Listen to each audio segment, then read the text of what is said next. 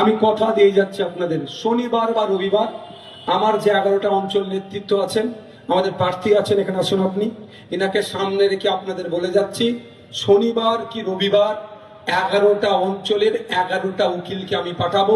যার যার সমস্যা হয়েছে সকাল থেকে রাত সন্ধ্যা পর্যন্ত থাকবে, সকাল থেকে সন্ধ্যা পর্যন্ত থাকবে।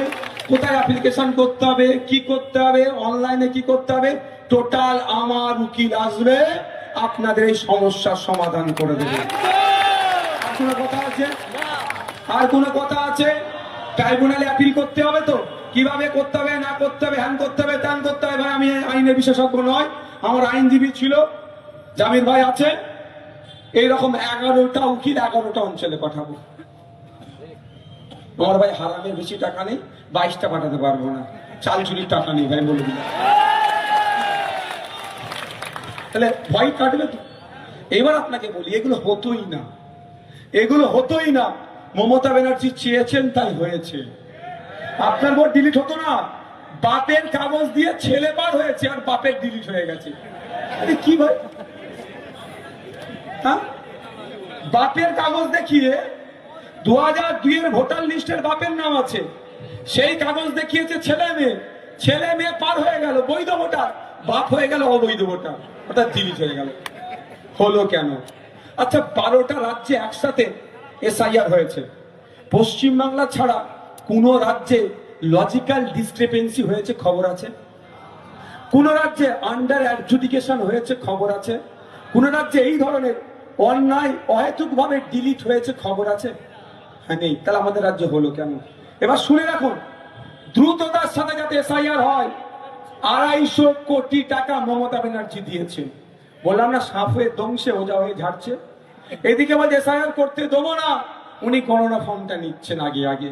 আর আমি বলেছিলাম উনার করোনা ফর্মটা উনি ছিঁড়ে ফেলুক, এসআইআর করতে দেবে না, সরপরই নওশাদ সিদ্দিকী তার করোনা ফর্মটা ছিঁড়বে, বলেছিলাম তো।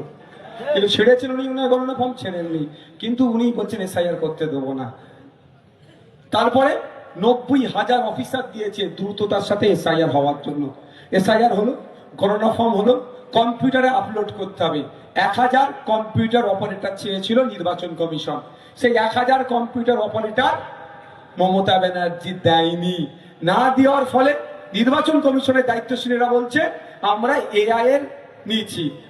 ওটা হচ্ছে একটা সফটওয়্যার। সফটওয়্যারটা কেমন জিনিস জানেন? কারণ আপনি কম্পিউটারে প্রোগ্রামিং করে দিয়েছেন, কেউ যদি মারা যায়, মারা যাওয়ার সময় যদি পানি চাই, পানি দেবে। মারা যাওয়ার কথা বাদ দেন, কম্পিউটারে প্রোগ্রামিং করেছেন, পানি চাইলে পানি দেবেন, দুধ চাইলে দুধ দেবেন, মধু চাইলে মধু দেবেন, জুস চাইলে জুস দেবেন, 4টে রেখে দিয়েছে।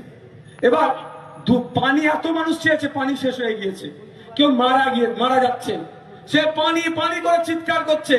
কম্পিউটারে প্রোগ্রামিং কিন্তু পানি চাইলে পানি দেওয়ার কথাই বলা আছে।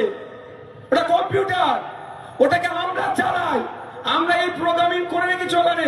কিন্তু মানুষ হলে পানির বদলে অন্তত মুখে একটু দুধ দেন। আরে কি বলছি বুঝতে পারছেন? পানি তো শেষ হয়ে গেছে, পানি চেয়েছি, মারা যাবে। কম্পিউটার একবারের জন্য মধুও দেবে না, দুধও দেবে না, জুসও দেবে না, বল পানি নেই তো এরর, সিস্টেম ফেল করবে বলবে, দেখাবে। তো এ হচ্ছে এআই কে দিয়ে করিয়েছে। এও তো